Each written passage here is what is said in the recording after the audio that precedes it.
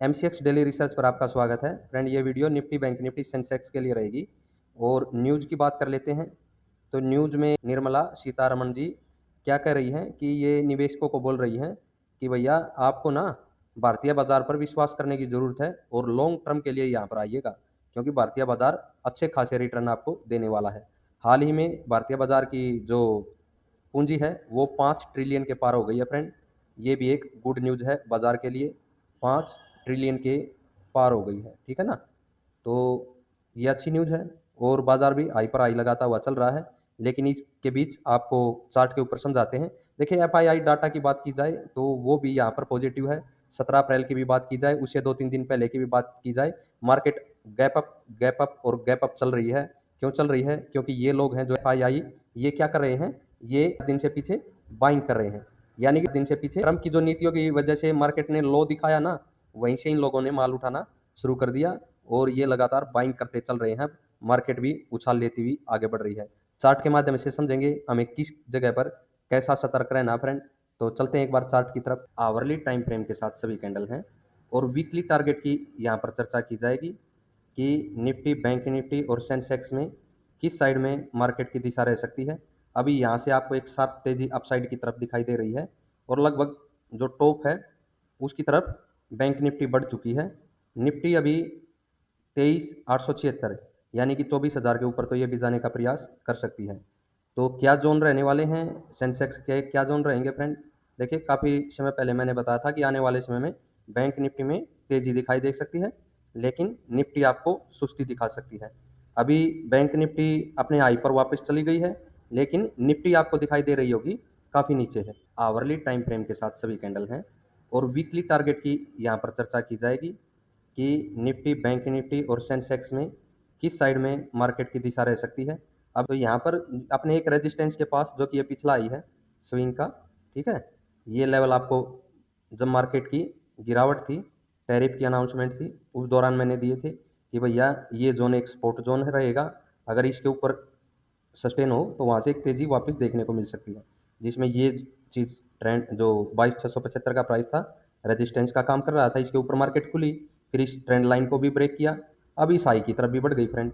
देखिए friend, Nifty में इस हाई के ऊपर क्लोजिंग आवरली कैंडल की मिल जाए, आवरली कैंडल की बोल रहा हूँ मैं, जो ये हाई है, यानी कि निफ्टी का जो अभी तक का हाई है पिछले वीक का, उसके ऊपर आवरली कैंडल की क्लोजिंग मिल जाए, अपसाइड में प्राइस बढ़ता है, ठीक है, वो आने का प्रयास करेगा 24,200 की तरफ। लेकिन इस जोन में 24,238 इस ये ब्रेक होना ज़रूरी है। अदरवाइज मार्केट क्या करेगी, इधर आकर के रुक जाएगी, या फिर इस जोन के नीचे अगर दोबारा आपकी इस क्लोजिंग के नीचे निकल आए, ठीक है, इस तरह से, तो एक गिरावट दिशा दिखा सकती है वापस से। वो गिरावट कैसे रहेगी, किस जोन की तरफ रहेगी?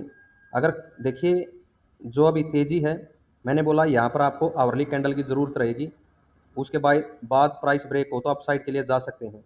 ये नहीं है कि ये अपसाइड में ये 24,238 ब्रेक नहीं होगा, हो सकता है इसको भी मार्केट ब्रेक कर दे और फिर भी नीचे आ जाए, यानी कि यहाँ पर सस्टेन ना हो और फिर नीचे आ जाए। तो उस दिशा में भी ये एक जोन रहने वाला है, यहाँ से मार्केट एक डाउन साइड दिखा सकती है। डाउन साइड कब दिखाएगी?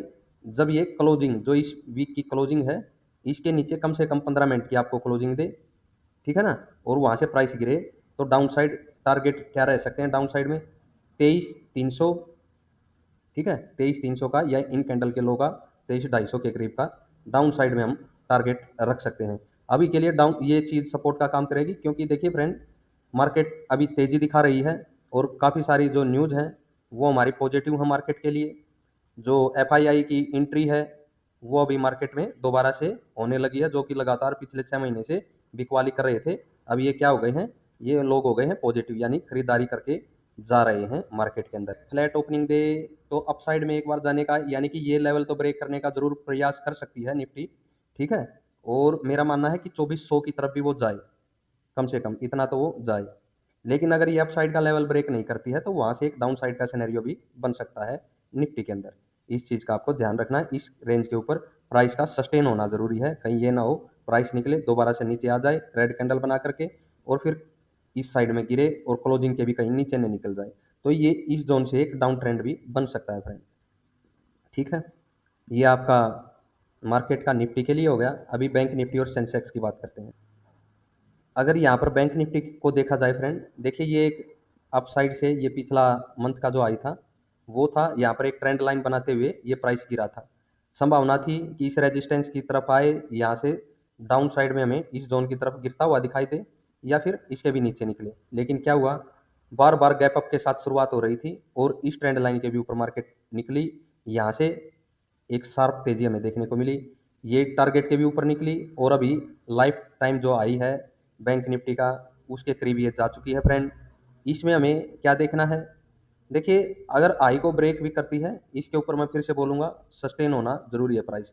अदरवाइज देखिए जो ये रेड कैंडल, 3 रेड कैंडल बनी हुई है, हो सकता है अगर फ्लैट ओपनिंग दे तो मार्केट नीचे आने का भी प्रयास कर सकती है।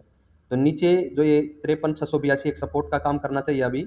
लेकिन अगर इसके नीचे भी प्राइस इसी तरह से निकलता है या सस्टेन रहता है तो बैंक निफ्टी डाउन साइड दिखा सकती है। और बैंक निफ्टी के जो यहाँ पर सपोर्ट दिखाई दे रही है फ्रेंड, अगली वो 52,100 के करीब दिखाई दे रही है हमें इस जोन की तरफ। ठीक है, यानी कि इस जोन की तरफ इस लेवल से गिर सकती है अगर ऊपर सस्टेन नहीं हुई तो। बीच में 53,680 के करीब है। तो ये बैंक निफ्टी का है लेवल, जो वीकली टारगेट के हिसाब से, आवरली टाइम फ्रेम की कैंडल के हिसाब से हमें रखने हैं कि इस हिसाब से हमें अप साइड में बढ़ना है इन लेवल के ऊपर। अगर मार्केट इसके ऊपर सस्टेन न हो तो नीचे गिरने का प्रयास करेगी इसकी तरफ, इसके भी नीचे निकले, ठीक है, भले ही 15 मिनट की क्लोजिंग दे करके निकले, लेकिन इस तरह रिटेस्ट हो गिरनी जरूरी है फ्रेंड इस लेवल के नीचे, ठीक है ना, तो ही हम 52,100 की तरफ गिरावट देख पाएंगे। अभी सेंसेक्स की बात और कर लेते हैं। सेंसेक्स के अंदर देखिएगा फ्रेंड, अभी इम्पोर्टेंट लेवल जो 78,750 का रहने वाला है, इसके ऊपर सस्टेन होने के लिए बोला मैंने, जैसा निफ्टी और बैंक निफ्टी में बताया फ्रेंड, तो 80,000 की तरफ जाने का सेंसेक्स प्रयास करेगा। अगर 80,100 के ऊपर निकलता है तो फिर ये 82,200 की तरफ जाने का प्रयास करेगा फ्रेंड। यानी कि इस तरह से हम तेजी में बढ़ेंगे सेंसेक्स में। अदरवाइज देखिए जैसा बैंक निफ्टी अपने हाई के करीब है, ये भी एक इम्पोर्टेंट आई के जो स्विंग आई है उसके करीब है, ऐसा ही निफ्टी में लेवल है फ्रेंड। इनके ऊपर यहाँ पर आप कम से कम आवरली कैंडल की क्लोजिंग ले।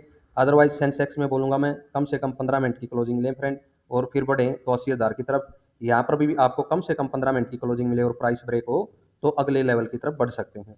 लेकिन अगर ये लेवल ब्रेक नहीं हुआ बीच वाला जो 80,000 का है, तो इस साइड में भले ही आ जाए, जैसा मैंने निफ्टी बैंक निफ्टी में बताया, अप साइड में भले ही प्राइस आए, अगर इस तरह से नीचे की साइड में मुड़ गया और क्लोजिंग के इस जोन के नीचे निकला तो ये भी वापस से फ्रेंड इस जोन की तरफ आ सकता है, जिसकी रेंज रहेगी 77,000 के नीचे 76,800 के करीब सेंसेक्स की। ठीक है, अभी 78,700 के करीब का 750 की रेंज में ये आई लगा चुका है। ठीक है, ये सपोर्ट का प्राइस है सेंसेक्स का। आशा है वीडियो की लैंग्वेज आपको समझ में आएगी, क्या कुछ बताने का प्रयास किया है, लेवल देने का प्रयास है फ्रेंड। लेकिन जो भी आप ट्रेड वगैरह करें अपने रिस्क पर करें, ये आपको लर्निंग पर्पज़ के हिसाब से दी जा रही है फ्रेंड। ठीक है, ट्रेडिंग वगैरह अपने फाइनेंशियल एडवाइज़र की सहायता लेकर के ही करें, इसके लिए हमारा चैनल जिम्मेवार नहीं रहेगा। ये आपको लर्निंग पर्पज़ के हिसाब से दी